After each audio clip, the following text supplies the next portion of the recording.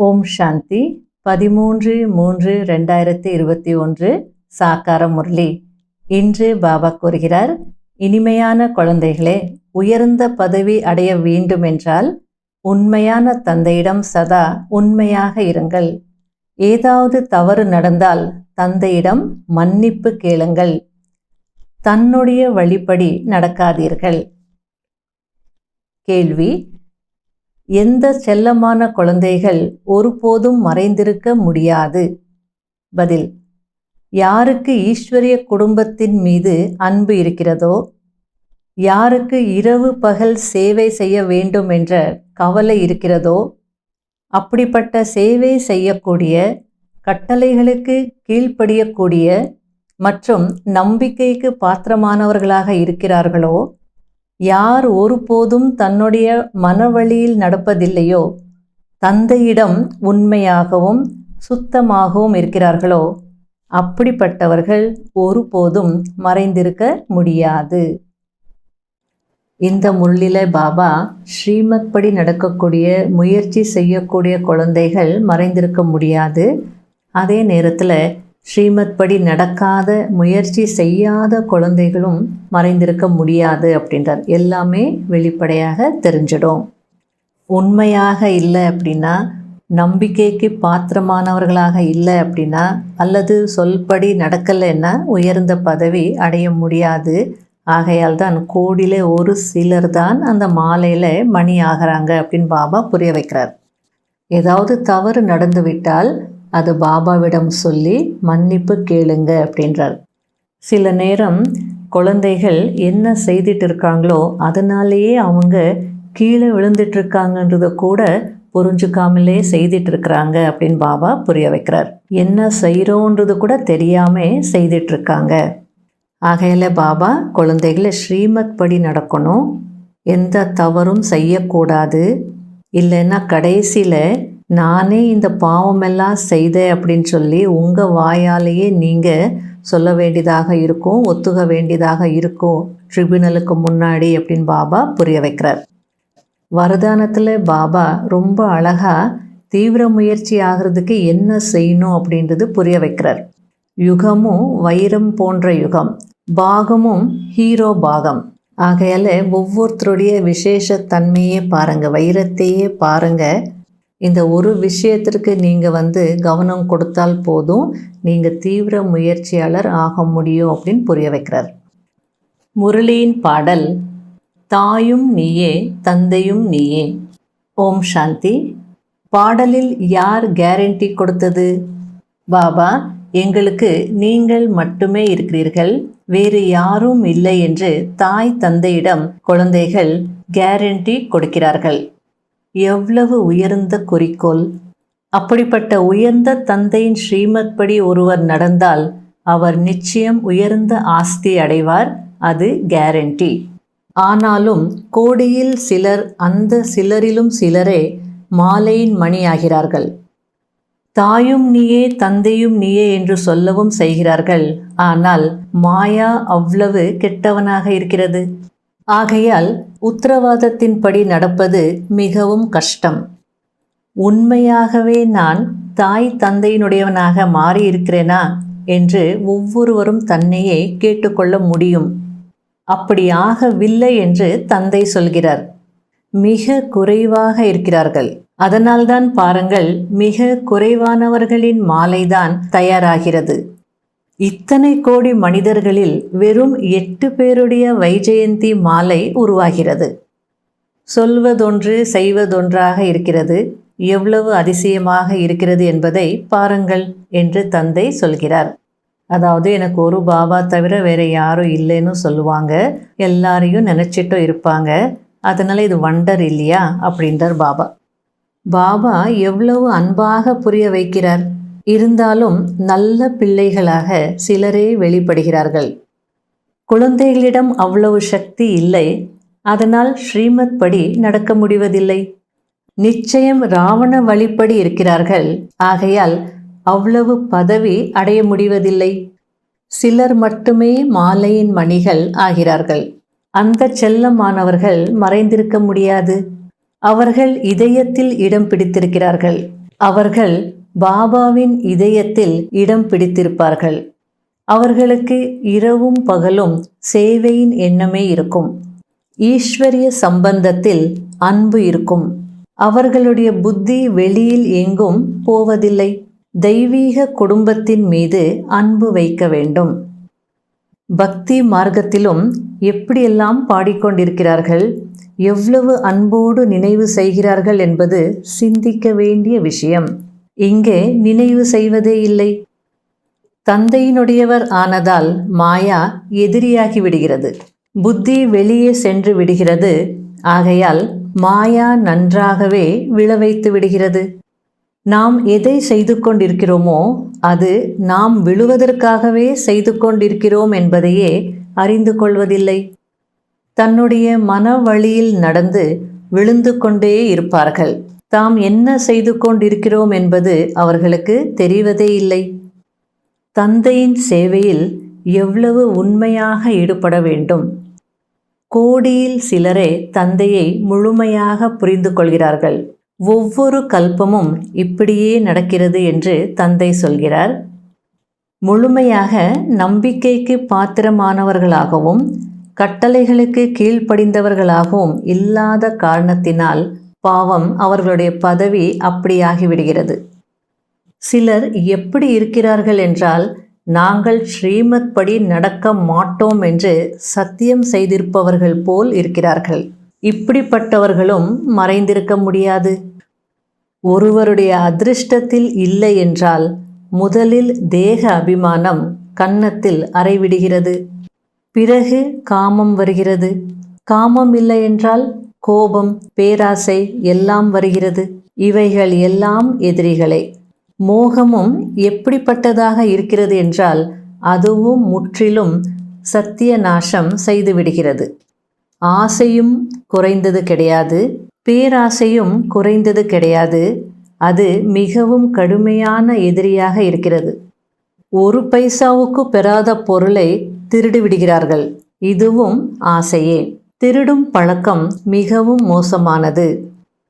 நாம் பாவம் செய்து கொண்டே இருந்தால் என்ன பதவி பெறுவோம் என்று உள்ளுக்குள் உறுத்தி கொண்டே இருக்க வேண்டும். சிவபாபாவின் யஜ்யத்திற்கு வந்து தந்தையிடம் நாம் அப்படிப்பட்ட காரியங்களை எப்படி செய்ய முடியும்? மாயா இது போன்ற தலைகீழான வேலைகளை செய்ய வைக்கிறது. எவ்வளவுதான் புரிய வைத்தாலும் அந்த பழக்கம் போவதில்லை. சிலர் பெயர் ரூபத்தில் சிக்கிக்கொள்கிறார்கள். தேகாபிமானத்தின் காரணத்தினால் பெயர் ரூபத்தில் வந்துவிடுகிறார்கள். ஒவ்வொரு சென்டரை பற்றியும் பாபாவிற்கு எல்லாம் தெரிந்திருக்கும் தானே. தந்தையும் என்ன செய்ய முடியும்? புரிய வைக்க வேண்டியதாக இருக்கிறது. தந்தையிடம் எவ்வளவு செய்திகள் வருகிறது, கவலை இருக்கத்தான் செய்கிறது. மாயா குறைந்தது கிடையாது, அதிக தொல்லை கொடுக்கிறது. பெரியவர் என்று சொல்லிக் கொள்வது என்றால் பெரிய துக்கத்தை அடைவது என்று உலகத்தில் சொல்வார்கள் என்று தந்தை நல்ல நல்ல குழந்தைகளுக்கு புரிய வைக்கிறார். அதாவது பிரம்மா பாபா சாக்காரத்தில் யக்ய பிதாவாக இருந்தார். அப்போ எந்தெந்த சென்டரில் என்னென்ன நடக்குமோ அந்த செய்திகள் எல்லாம் பிரம்மா பாபா கிட்ட வரும். பாபா இந்த சென்டரில் இவங்க திருடிட்டாங்க, பாபா இந்த சென்டரில் இவங்க அவங்களுடைய அந்த மனம் சொல்கிற வழியில் நடந்துட்டாங்க, இவங்க தேகாபிமானத்தில் அந்த பெயர் உருவத்தில் மாட்டிக்கிட்டாங்க அப்படின்னு ஒவ்வொரு சென்டர்லேயும் ஒரு பிரச்சனை. அது பாபா கிட்ட அந்த செய்தி எல்லாம் வரும். அதற்கு பாபா சொல்கிறார், உலகத்தில் பொதுவாக சொல்லுவாங்க பெரிய போஸ்ட் அல்லது பெரியவங்க அப்படின்னா அப்போ அதுக்கேற்ற மாதிரி துக்கங்கள் நிறைய அவங்களுக்கு இருக்கும் அப்படின்னு சொல்லுவாங்க. அதுபோல தான் இங்கேயும் அப்படின்னு பாபா புரிய வைக்கிறார். ஆனால் இது துக்கம் இல்லை, போன கல்பத்தில் நடந்த மாதிரி தான் நடக்குது அப்படின்னு சொல்லி நான் ஏற்றுக்கிறேன். இருந்தாலும் அந்த எக்ஸாம்பிள் பாபா கொடுக்குறார். இங்கே துக்கத்திற்கான எந்த விஷயமும் கிடையாது. கல்பத்திற்கு முன்பும் அப்படியே நடந்தது என்று உங்களுக்கு தெரியும். உண்மையாக இருந்தால் நடனம் ஆடுவார்கள் என்ற பழமொழியும் இருக்கிறது. ஒருவேளை தந்தையோடு உண்மையாக நடந்து கொண்டே இருந்தால் சத்தியுகத்திற்கு சென்று கிருஷ்ணனுடன் நடனம் ஆடுவீர்கள். மாயாவின் பூதங்களை விரட்ட வேண்டும். தேக அபிமானம் வந்துவிட்டால் அனைத்து பூதங்களும் வந்து ஒட்டிக்கொள்ளும். ஆத்ம அபிமானியாகி தந்தையை நினைவு செய்யுங்கள் என்று தந்தை சொல்கிறார். அதிலும் அதிகாலையில் அமர்ந்து தந்தையுடன் பேசுங்கள். தந்தையின் புகழ் பாடுங்கள்.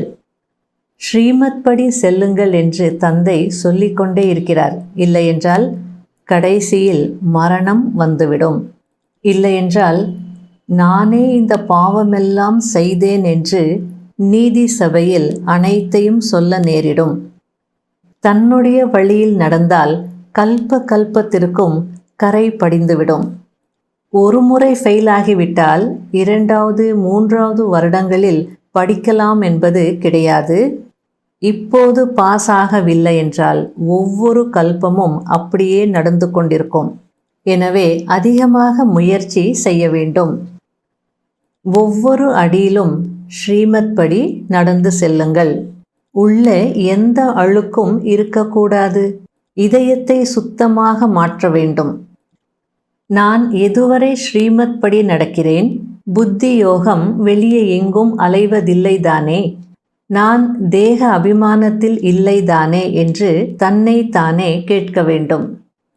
ஆத்ம அபிமானியாக இருந்தால் எப்போதும் சேவையில் ஈடுபட்டிருப்பார்கள். அனைத்தும் யோகத்தின் ஆதாரத்தில் இருக்கிறது. புண்ணிய ஆத்மா ஆக வேண்டும். தந்தையின் நினைவில் இருந்து அவரது சேவையில் இருக்க வேண்டும். இவ்வளவு உயர்ந்த பதவி அடைய வேண்டுமென்றால் கொஞ்சமாவது முயற்சி செய்ய வேண்டும் அல்லவா?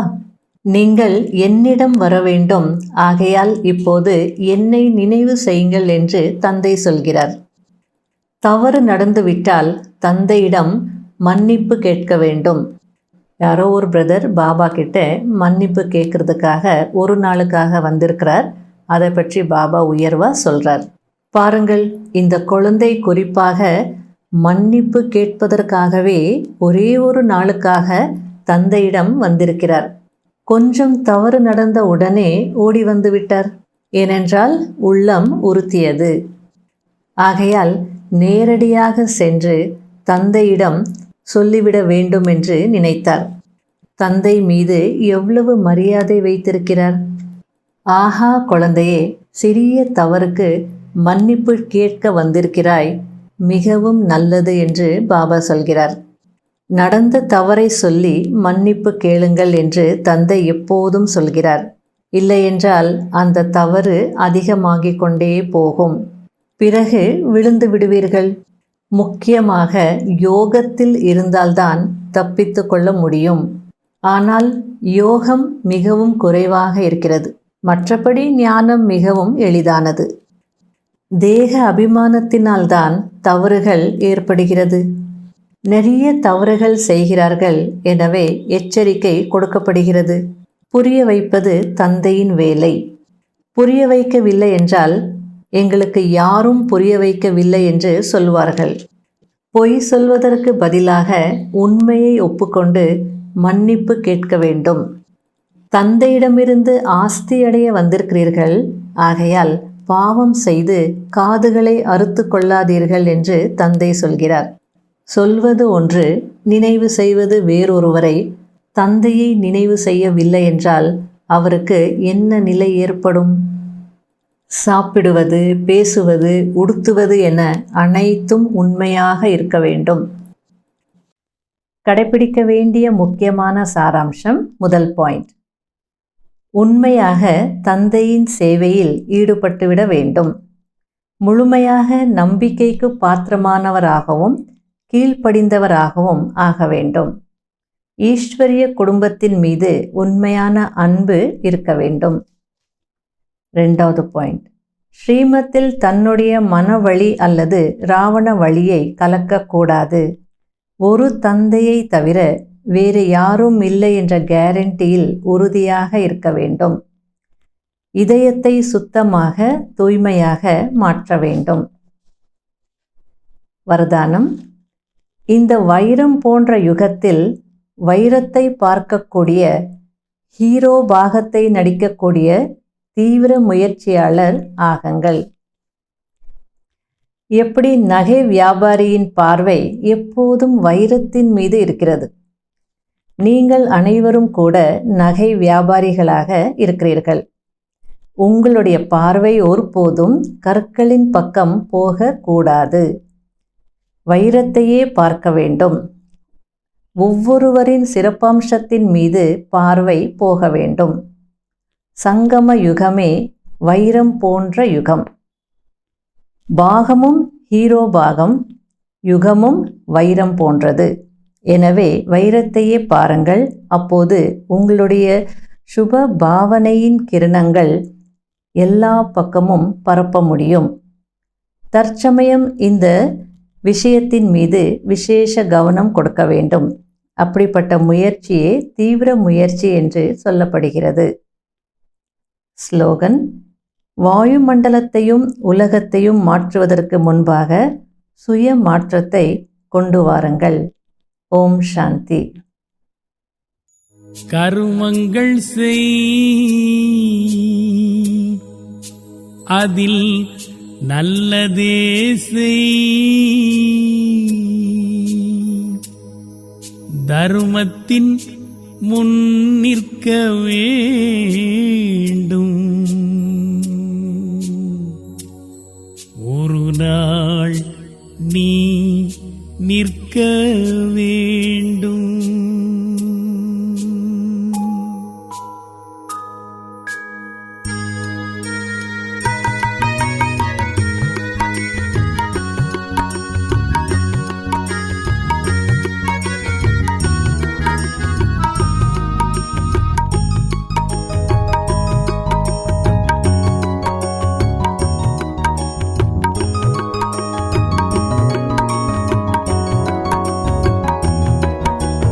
கருமங்கள் செய்வாய், நல்லதை செய்வாய், ஒரு நாள் பதில் சொல்ல வேண்டும்.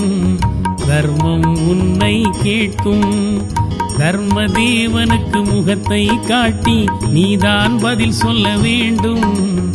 நீதான் பதில் சொல்ல வேண்டும்.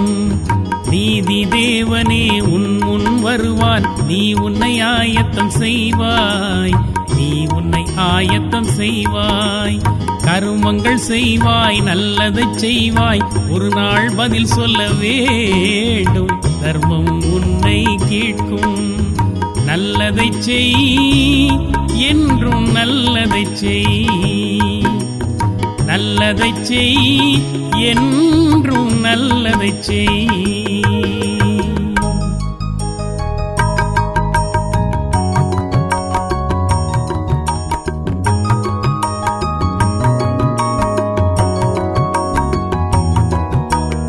அடுத்தவரெல்லாம் நலமாய் வாழ அன்புடன் சிந்தனை செய்வாய்.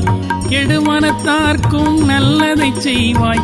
அவர் மனம் திருந்திட காண்பாய். பாவங்கள் செய்து நண்பரை இழந்து வெட்கத்தினால் தரை பார்க்கும் தீவினையை செய்யாதே. பாவங்கள் செய்து நண்பரை இழந்து வெட்கத்தினால் தரை பார்க்கும் தீவினையை செய்யாதே. கருமங்கள் செய்வாய், நல்லதை செய்வாய், ஒரு நாள் பதில் சொல்ல வேண்டும். தர்மம் உன்னை கேட்கும். நல்லதை செய், என்றும் நல்லதை செய். நல்லதை செய், என்றும் நல்லதை செய்.